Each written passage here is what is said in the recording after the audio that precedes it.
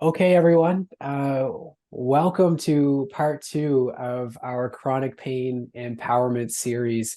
And thank you for those who were able to join us last week as well. We really hope that you're able to take a lot of tidbits away from last week's presentation. If you weren't able to be there, it is up on our YouTube channel now, One-to-One Wellness. So please feel free at any time to take a look at that. And what the intent of this series has been to provide strategies and overall information and education to help people manage their pain and empower themselves. And last week we really touched on a few topics of the importance of just general kind of mindset and neuroplasticity and acceptance and movement strategies and edge work and all of these different things. So today is going to be Sam, our dietitian at One-to-One Wellness, really discussing the importance of nutrition in not only just general health, but for helping managing pain. And Cecilia will be giving an overcap and a little bit of review too on behavior change.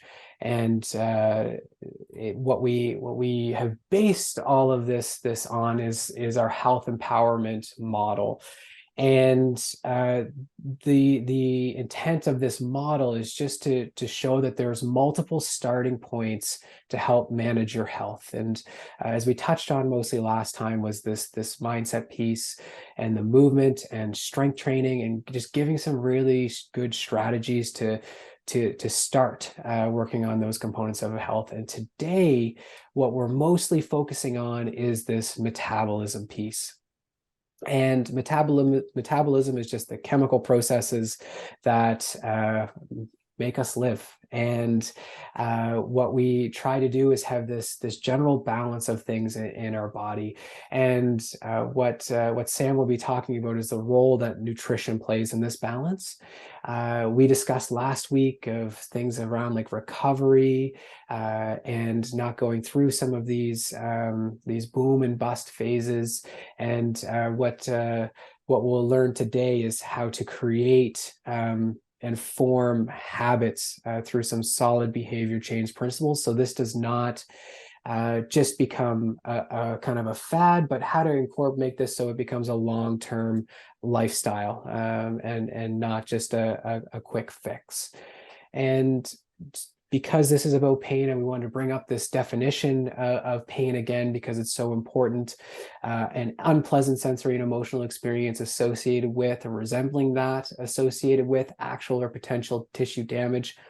Key components really is that this is an individual experience. Everyone senses are different. They experience pain different. They have different emotional responses to pain, and that can lead to different movement patterns and behaviors.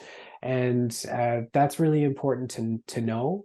And then when things become more chronic, so they're lasting longer than 3 months, this can occur without a known cause. It can occur after an injury is healed, after a condition has been treated, which can lead to just a little bit more confusion. And what is nice is that the World Health Organization now recognizes chronic pain as a disease and not just a symptom of something else. And beyond just hopefully more research into pain and management strategies, but also serves to help providers almost believe the patient and what they're saying, that they're experiencing their pain, which is so important. And without further ado, today, nutrition and the secrets to behavior change. There's a lot of wonderful information in here. I'm really excited for it. And Cecilia, I will put this off to you. Thank you. And I'll just recap some of what we talked about the psychological aspect of long-term pain to kind of segue into Sam's section around nutrition. So this is a slide that some of you who were here last week will recognize. It's a approaching pain from a curiosity perspectives, trying to understand what is it that my body is involved in, what is it trying to do here. And with that, it can be important to start looking at the brain and seeing what is my brain trying to achieve, what is its primary goal. It's to keep me alive and prevent bad things from happening, which increases, of course, my chances of staying alive, especially bad things repeating and happening over and over again. And to be able to do that, it has a bunch of different tools, but pain is one of them. Pain as the alarm and threat detection system of the body, in the way that pain directs our attention to areas that might have suffered some kind of damage, where we have some injury that we might need to tend to. When it's short-term pain, that is, things become a bit more complicated with long-term pain. The nervous system is the neurons in our body that conduct the signals that we perceive as pain, and the brain is part of the nervous system. And this is where all signals of both physical and emotional pain and stress travel and are remembered. And that connection starts to become really important when we try to understand long-term pain. Because if you scan someone's brain who has short-term pain versus someone who has long-term pain, we see an actual shift in which brain regions are involved in the activity patterns in the brain, the parts of the brain that are operational when we experience long-term pain. And that is that it shifts from pain centers over to centers that usually deal with fear, emotions, and stress. We also mentioned here Lorimer Moseley, if anyone is interested in seeing a YouTube video of a Australian physiotherapist who explains some of these things in a very understandable and approachable and entertaining way. I can really recommend the video of him when he tells the story when he was bitten by an Australian brown snake. And go to the next slide. This is also a slide from last time that kind of leads us over into what Sam will be talking about today. What do we do when we start to understand our pain a bit more? What are the ways that we can start, based on that information, trying to affect our nervous system and provide conditions for healing? And in that context, neuroplasticity is a really big word, and that is a word that means that our brains, much like if we have a cut on our hand that can heal, our brain cells are also able to regenerate and heal.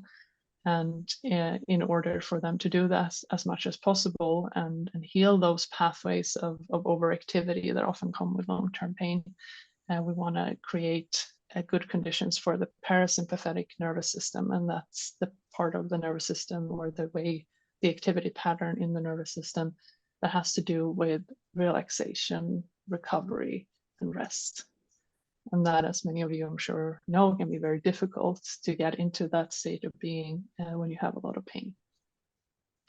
So we had a list here of a few different approaches that you can take from a psychological perspective, and Sam is going to add nutrition to this list today to see how we also can help calm and soothe and provide good conditions for our nervous system through the food that we eat and the drinks that we drink.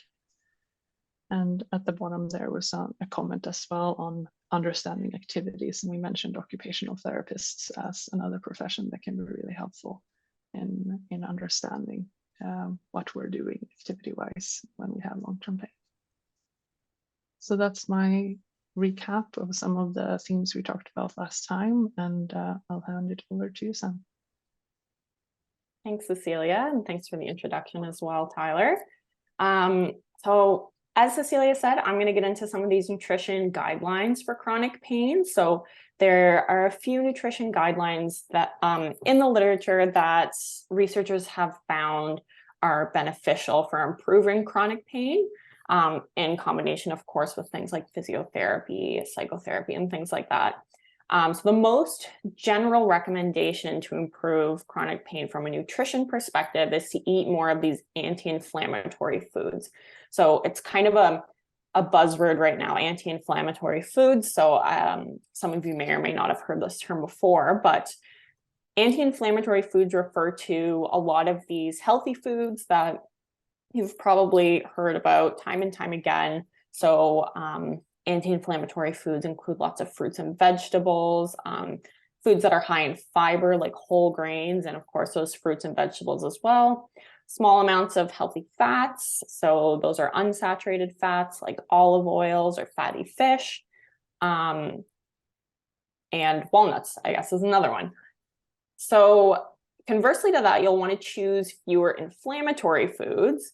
So these inflammatory foods are, again, some that you would probably guess. So those include processed foods that are high in sugars and saturated fats. Of course, these can be part of a healthy diet as well, but it's just what you're eating more often, and everything in moderation, that sort of thing. So some other nutrition recommendations that you can try to decrease your symptoms of chronic pain include making sure you're getting enough to drink. So making sure you're getting adequate hydration throughout the day, which for most people is around 8 to 10 cups of water a day or liquids. Ensuring that you're eating at least 3 regular meals every day at regular times. So getting into that pattern of eating regular meals if you haven't already. And my last point here is just that chronic pain can make cooking very difficult, as you may know or you may have guessed. So it could be useful to have a few convenience meals on hand that are quick and easy to make when you're not feeling well, or even, a support person to help you out when you don't feel up to cooking. So I picked out a few studies on the impact of nutrition on chronic pain that I thought were really interesting that I wanted to share with you. And if anybody wants links to these studies, I do have them, so we can send them out afterwards if you want to read more. So I'm going to start with this 2018 meta-analysis, so review of studies by Brain and colleagues. So they examined a variety of studies looking at nutrition interventions for adults with chronic pain. So they found that in studies examining overall diet changes, so many anti-inflammatory diet changes, followed by studies targeting specific nutrients or giving specific nutritional supplements, participants had significant improvements in their chronic pain and in these measures of pain that they were given. So next, I have a 2019 study by Runhar and colleagues, which looked at the effects of dietary and exercise interventions in individuals with osteoarthritis and high BMI, so high body mass index, which is often a way to look at general health or whether you're overweight or so. And anyway, there are a plethora of problems with that, but I won't get into that today. So they found that in this study, they found a significant decrease in inflammation independent of BMI in participants who took part in diet and exercise interventions. So even if participants' BMI didn't go down, they still had significant improvements in the study. And I really like this study because it truly goes to show that you can be healthy at any size, and healthy lifestyle changes are beneficial even without that BMI or that weight lowering. Next, I have a 2016 preliminary study by Roos and colleagues, which examined the effect of extra virgin olive oil specifically on markers of oxidative stress in patients with fibromyalgia. So they found that participants who consumed a small amount of extra virgin olive oil when compared to regular refined olive oil had significantly improved markers of oxidative stress in their blood work and a significant improvement in health-related psychological status and overall functional capacity. And my last study here, I think, is really, really cool. So this is another 2018 meta-analysis by Rondinelli and colleagues. So they actually built a chronic pain food pyramid based on what dietary interventions they found had the most significant impact on chronic pain improvement. So I'll get into the pyramid on the next slide here. So as you can see, adequate hydration, like I said before, that makes up the very bottom of the pyramid. So getting 1.5 to 2 liters of water a day, is really, really important for helping with chronic pain symptoms. So that would be around those 8 to 10 cups that I talked about earlier. So that is followed by these anti-inflammatory foods that I chatted about, like these vegetables, fruits, whole grains, extra virgin olive oil, and things like that. The very top of the pyramid has more of those processed meats, those sweets, and things like that. So you notice that it doesn't say never ever have these. It's just, occasionally or once a week or something like that. And if you eat them more than that, that's fine too. Everybody's body is different, but it's just what this study showed. And I thought this food pyramid was really cool. So I'm going to compare it to our Canada's Food Guide here. So I'm not sure how many of you have seen the new Canada's Food Guide. It came out in 2020, but you're seeing it now. It's pretty straightforward, and it does look a lot like that chronic pain food pyramid, just in a different way. So the largest portion of that plate is filled up with vegetables and fruits. Then you have your whole grains, you have your protein foods as well. And of course, water is your drink of choice there. So these foods can lead to a variety of healthy changes and protection against many diseases, in addition to improvement in your chronic pain symptoms. Okay, before I get into this, I'm just going to take a sip. Okay, so something I like to tell clients is to think about your body like a car and your food as being fuel. So it's kind of a simplistic explanation, but I think it's kind of fun. So you want to fuel your body with healthy foods for best performance, best health, of course, so including potential improvement in your chronic pain symptoms. So incorporation of healthy anti-inflammatory foods can help you feel better overall, improve your energy, and keep you going throughout your day, just like fuel going into a car. So I'm going to shift gears a little bit here and talk about behavior change in nutrition, but also applying to behavior change overall. I'm just going to focus a little bit more on nutrition, of course, because I'm a dietitian. Behavior change, of course, is an essential part of nutrition counseling for chronic pain relief. So I can talk to you about these recommendations until I'm blue in the face, but if behaviors don't change, then progress isn't made. So my first point here is that change is hard. Like I know change is hard. We all know change is hard. It's hard, especially when you're in pain. So it's so important to try and be compassionate and patient with yourself. I've had people tell me before, like, I didn't do this thing that you recommended to me last week, and I was nervous that you were going to be disappointed in me. And I think I can speak for all three of us here presenting today when I say that we're never disappointed in you. And it really is more helpful for you to be compassionate for yourself, with yourself. So next I have here, baby steps are key to sustainable lifestyle changes. So any tiny little change that you do make is so great and really important for healing and progress. So for example, if you want to try adding more fish to your diet, for example, starting with adding fish, once every couple of weeks, if you feel that that's appropriate for you, if you feel that you're able to do that, is great. And it can be even better than, adding fish twice a week to start, because that can be overwhelming and you may not do it at all. So taking these baby steps is really, really key to sustainable changes. Even putting together some recipes that have fish in it is really helpful depending on where you're at. So the end goal of behavior change, of course, is overall lifestyle change, not a quick fix. I know nutrition is not a quick fix. I know, I guess I'm speaking on behalf of Tyler and Cecilia. I don't think any of our professions are necessarily quick fixes. So if you want to make these sustainable lifestyle changes, it does take some time, and you don't have to be perfect. You can just do your best. Your best may change from day to day or week to week, and that's okay too. So I will go into this a little bit more on the next few slides. And before that, I'll step in as well, just to continue on this theme. The barriers we can run into as we're trying this new brave thing of doing something different that we normally do automatically. We have our patterns, and then when we're trying to change them, we can run into all kinds of different things. And instead of assuming we'll be successful at first, we can assume that there will be barriers and be curious about them.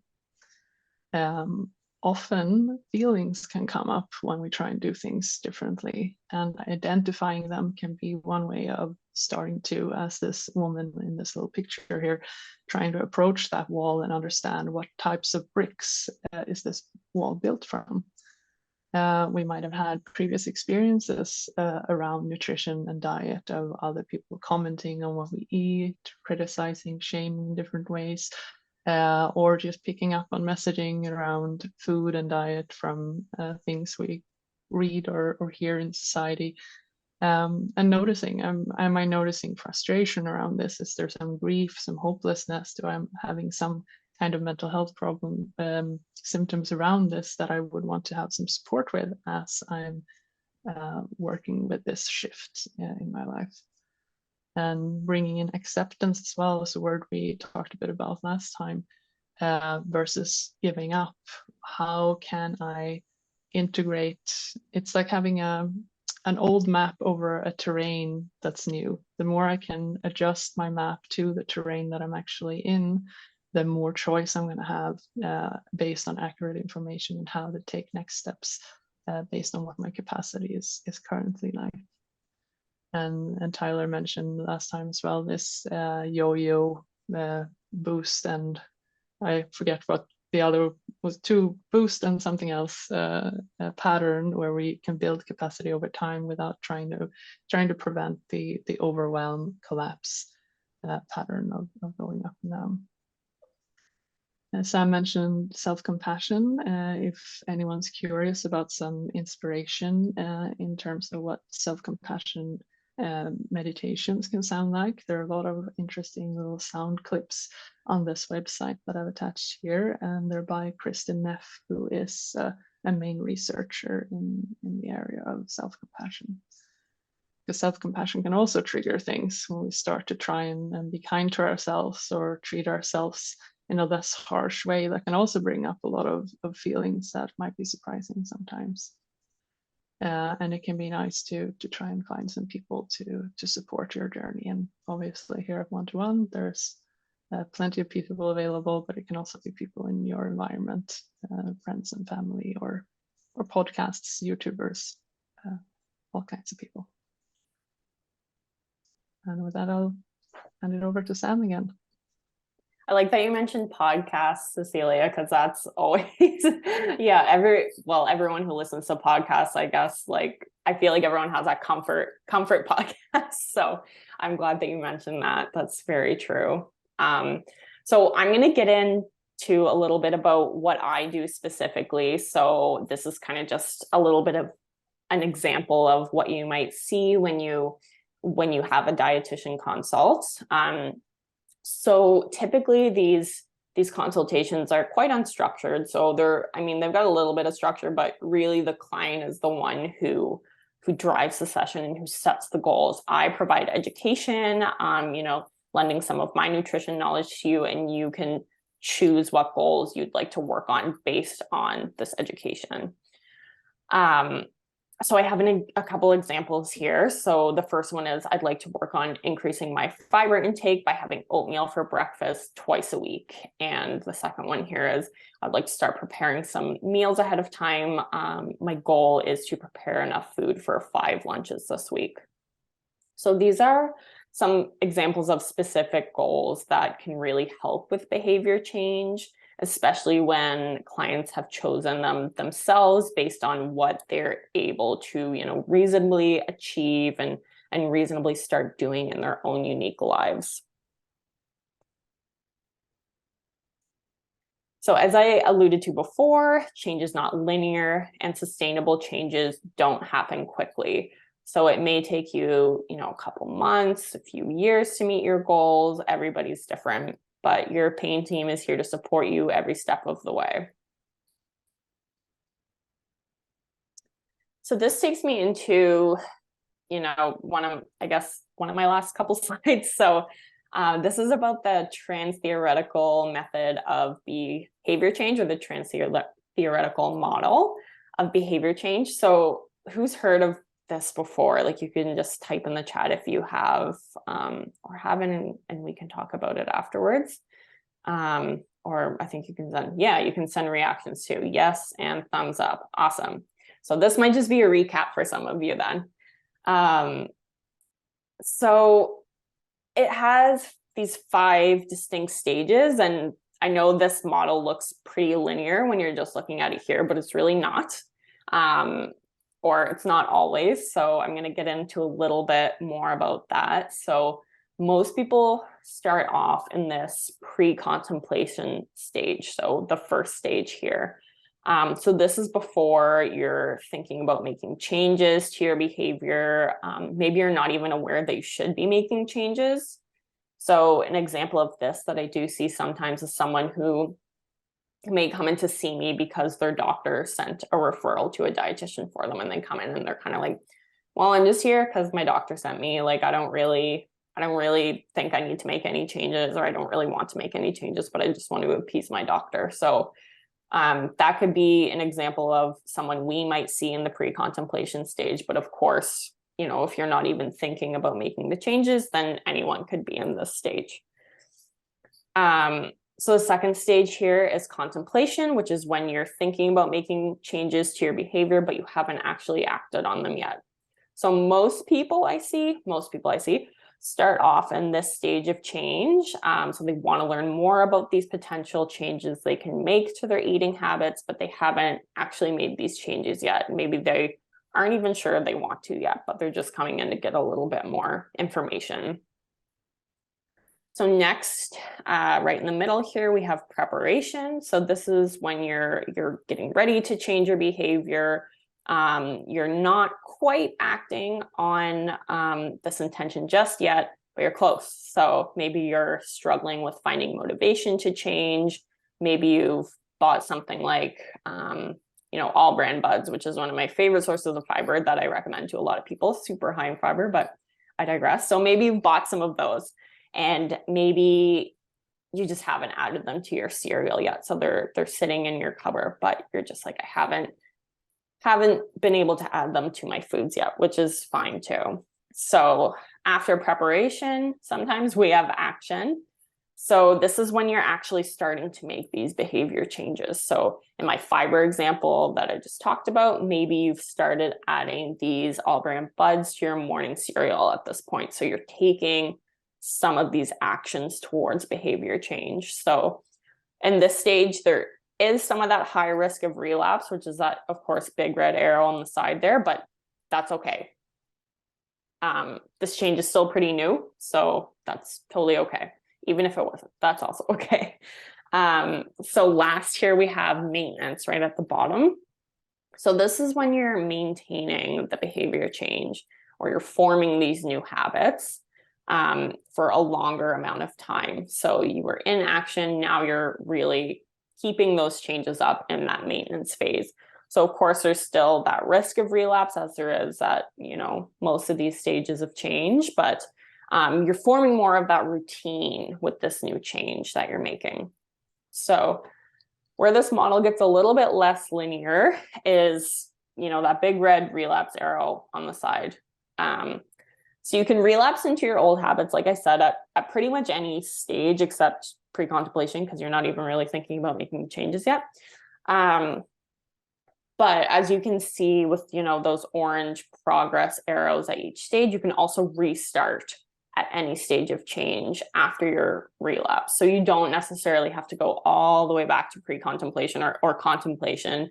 You can start at preparation, you can start at action, you can start at any of these stages.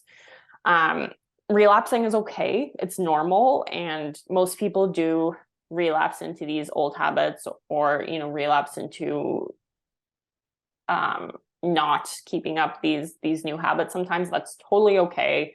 That's part of our job to help you with this. And it shouldn't be a scary word, even though it kind of sounds like it. And in this diagram, it's a big red kind of scary arrow. So again, just be compassionate with yourself when relapses happen. Acknowledge that change is really hard and try again.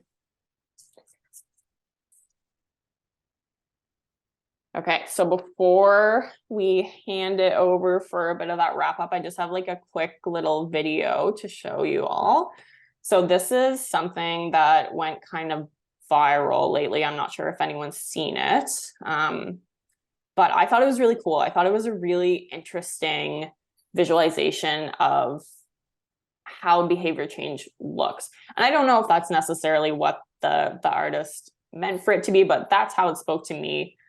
So this is by Johan Bourgeois, a French artist, and I'll just ask Tyler to hit play. So you can kind of see he's walking up these stairs and then he falls off. So keeps climbing. And the way I see it is, you know, falling off those stairs is kind of like that relapse that I was talking about. So falling out of sync with these new habits, and then as you can see, he hops right back up and keeps going.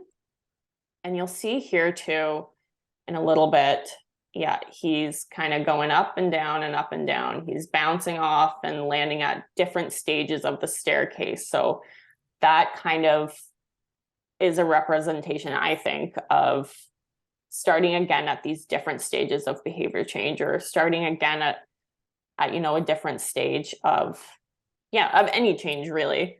You don't have to go all the way back to the beginning. You can start again at any stage after you fall off.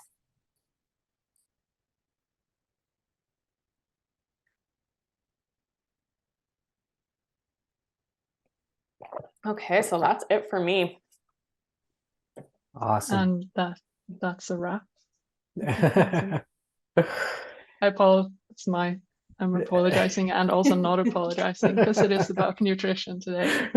What were you gonna say, Tyler? Yeah. I was just kind of lead into this that's a wrap segment for us, and just thank Sam for all of that wonderful information, and what we thought would be fun and hopefully insightful would be if we just had a general conversation between the three of us of we're kind of winging this in a way, but usually what we've seen during our conversations, they seem to be quite, there's a lot of information that can come out of them. So I'm going to just kind of put Cecilia a little bit on the spot and just see if she wants to kind of start things off here. Yeah, I was thinking that lovely video as well. And we have a commentator that someone misses wraps. That's lovely, and I can't read the whole comment, but we can, if people want to write in as well, we can pick up on some of these comments. And I just wanted to start by saying something about relapse. This video is beautiful, I think, in how it illustrates behavior change and all the different turns in it. Often when we have a relapse, that self-compassion can feel very, very far away. It's often the times when we're the strictest with ourselves. So I like to think of relapses as information. Every relapse contains information about what led to this, what happened here. And if I start getting curious about that, start investigating what were the different things that led to this relapse, that provides me with information on how to get back up. What path do I need to take to get back up on that staircase? Was it time management? Was it burnout? Was it something else? Was it I need new plastic containers to put my meal prep stuff in? What were the things that were difficult and that I need some more support with to just continue climbing?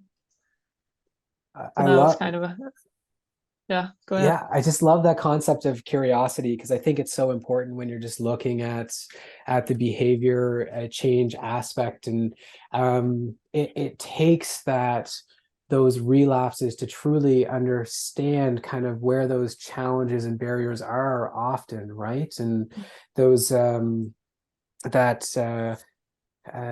that feeling of failure can be so, again, that self-compassion is so important, because we often have these discussions around feelings of failure, and sometimes that I always come at things from a practitioner perspective and reflect on the information that I'm providing, and you know, did I provide something that was just an unrealistic starting point for somebody? That education, did I miss something in that in their life, in their story, that says that, geez, that was not, I kind of set them up for failure there.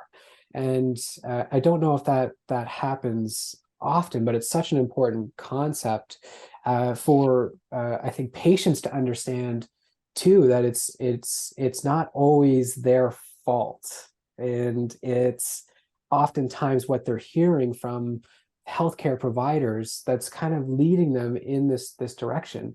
And as healthcare providers, we also have to say, you know what, I was wrong in that advice, right? And it may have kind of created that relapse a little bit. So I think we all have to be curious, with the patient becoming curious, and providers becoming curious too, in the treatment strategies, to just create that that success up that ladder of to maintenance. Mm-hmm.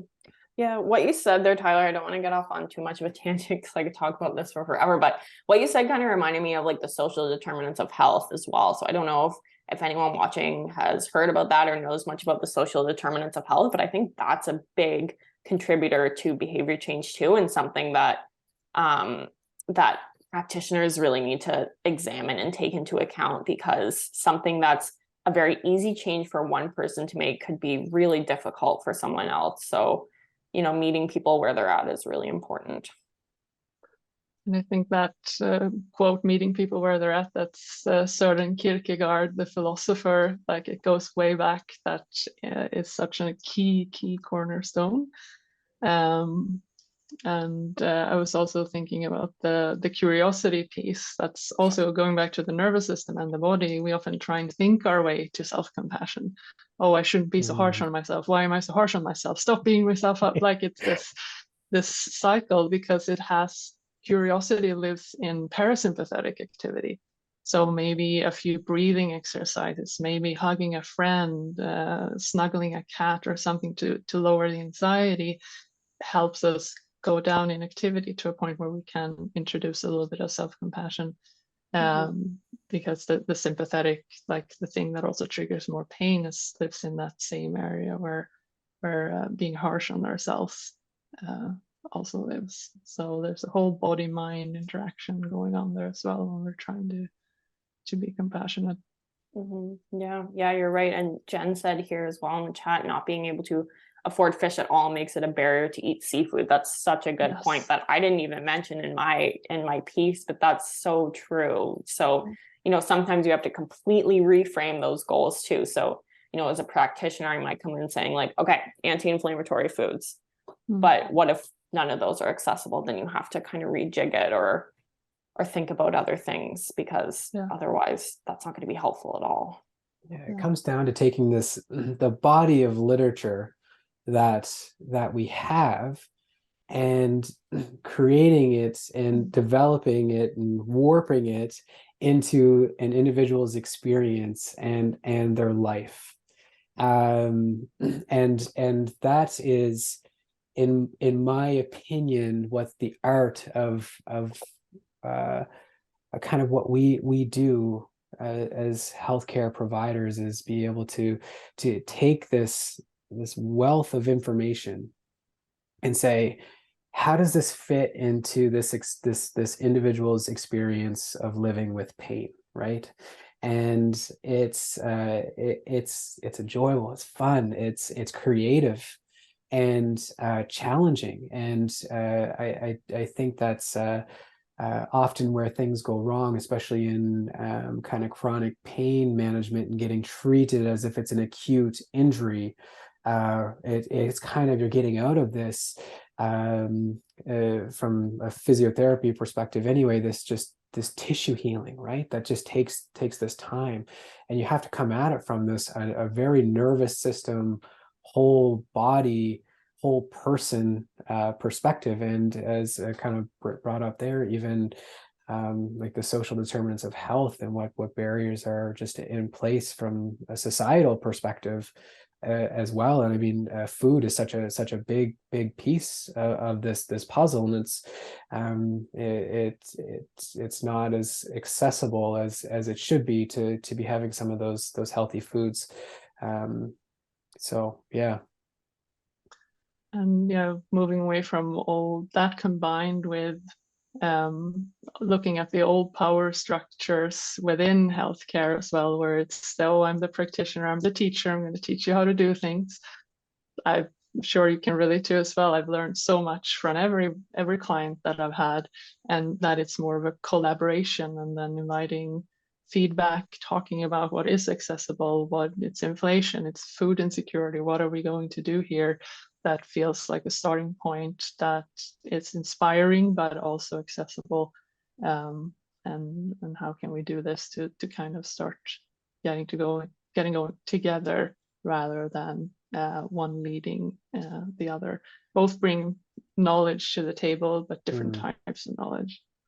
Yep, exactly. Like, you know yourself best, right? So we know this area, but you know yourself.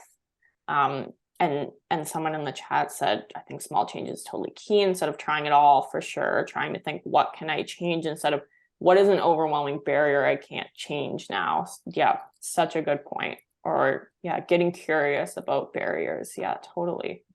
Yeah. Curiosity definitely makes things seem a little more fun. Yes.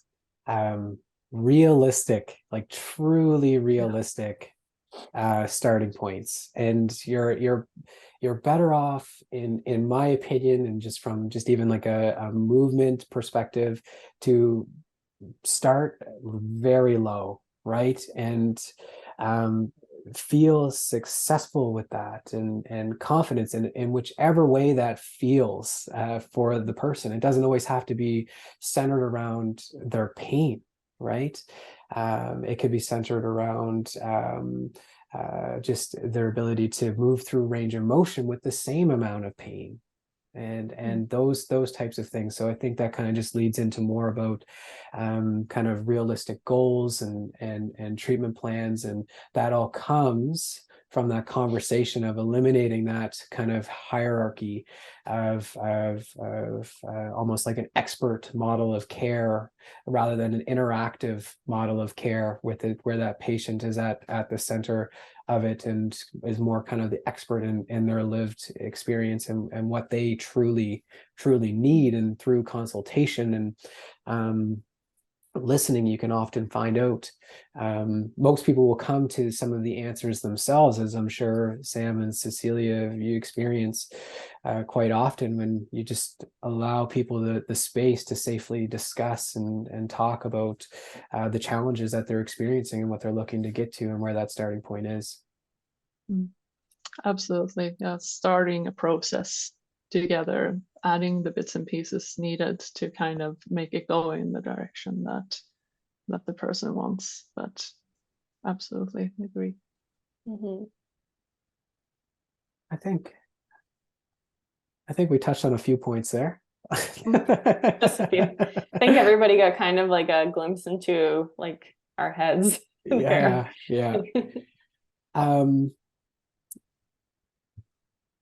Are there any questions that we didn't touch on? I'm having trouble reading the chat, Sam, but I think you're seeing that. Are you seeing any other questions coming through that are specific to today's, or the anything else that anyone is looking to understand a bit more? I don't see any questions yet, but if anyone has some, please feel free to put them in the chat. I see one comment that just came through that said that gives a lot of power back, where a lot of people feel they don't have any. Yeah. And empowerment, like it's in the title for this series.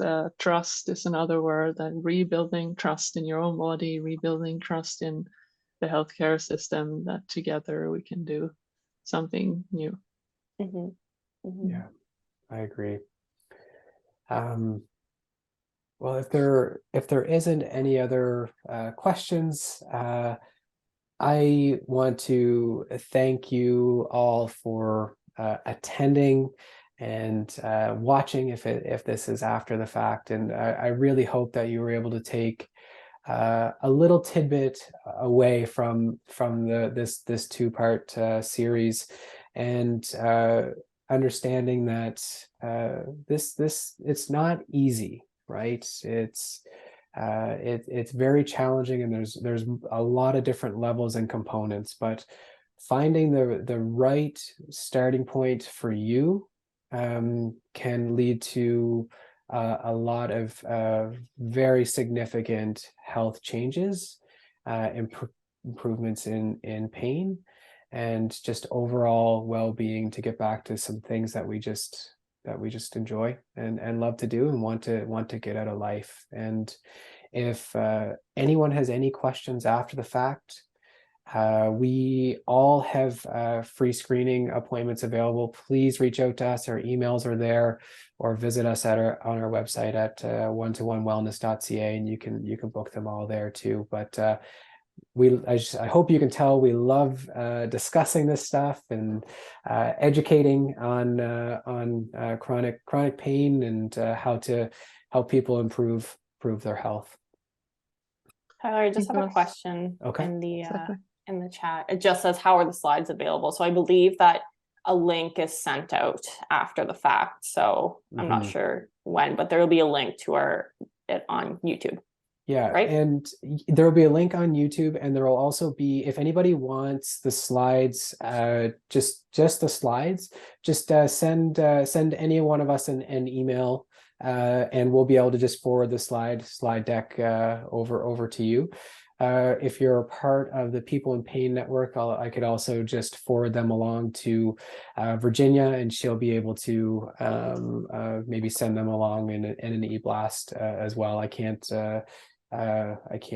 confirm that 100%, but I'll certainly try.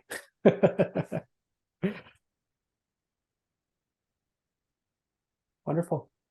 Thank you all so very, very much. Thank you. Yeah, thank you.